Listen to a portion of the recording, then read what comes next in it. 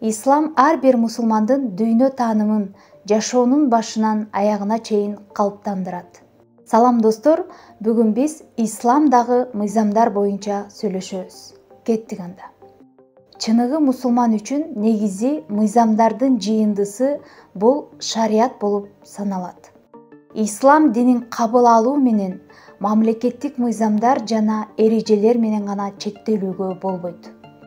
Шарият бул жөн гана чектөөлөрдүн, мыйзамдардын жана тыюулардын жыйындысы эмес.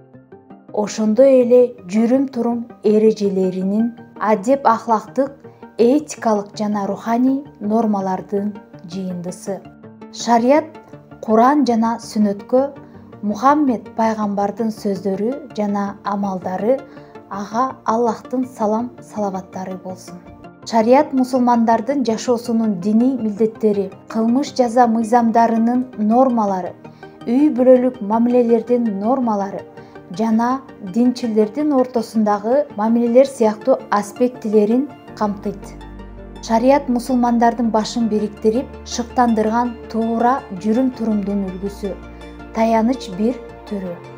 Ар бир укуктук норма анда майда чүйдөсүнө чейин көрсөтүлгөн жана адамдын ар кандай болжолдонгон жана мүмкүн болгон аракети төмөнкүдөй каралышы мүмкүн. Фарз бул катуу аткарууну талап кылган амалдар. Белгиленген амалдарды аткаруудан баш тартуу оор азапты талап кылган чоң күнөө.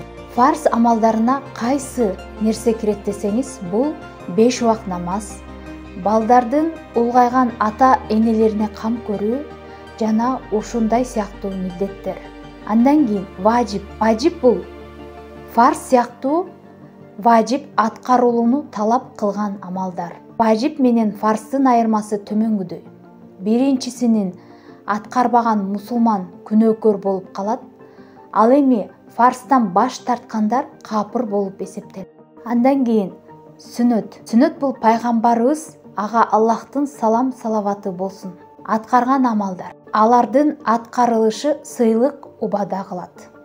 Мустахаб бул пайгамбардын аткарбаганы үчүн күнөө болбогон иш-аракеттер. Андан кийин мубах бул айыптоо да, мактоо да каралбаган кошумча амалдар. Бул эмне десеңиз, мисалы тамак ичүү, уктоо, ушул сыяктуу. Андан кийин харам. Бул чоң күнөөгө алып келген таптакыр тыюу салынган амалдар.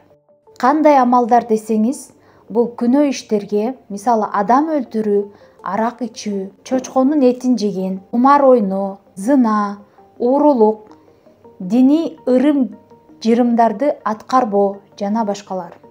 Кандай гана шартта болбосун, шарият өзгөрбөйт жана бирдей юридикалык күчкө ээ. Аллах алдын ала белгилеп койгон нерсе парз жана анын уруксаты менен гана өзгөртүлүшү мүмкүн. Шарият дайыма өзгөрүп турган адамдык стандарттарга жана нормаларга карабастан туруктуу.